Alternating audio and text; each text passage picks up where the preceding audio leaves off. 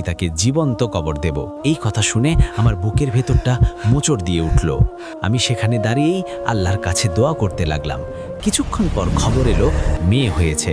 সর্দার মেয়েটাকে জীবন্ত কবর দেওয়ার প্রস্তুতি নিতে লাগলো।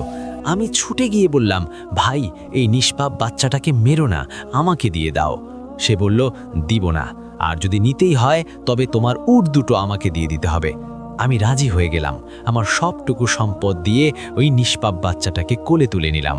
সর্দার আমাকে পাগল ভাবলো, কিন্তু আমি ভাবলাম একটা জান্নাত কিনে নিলাম। সেই ছোট্ট মেয়েটা আমার বুকে মাথা রেখে যখন হাসলো, আমার মনে হলো দুনিয়ার সব সুখ আল্লাহ আমাকে দিয়ে দিয়েছেন। তারপর থেকে এটাই আমার নেশা হয়ে গেল। আমি গ্রামে গঞ্জে ঘুরে বেড়াই, যেখানেই শুনি কেউ অভাবের কারণে বা কুসংস্কারের বশে কন্যা সন্তানকে মেরে ফেলতে চায় বা রাখতে চায় না, আমি ছুটে গিয়ে তাদের দায়িত্ব নিয়ে নিই।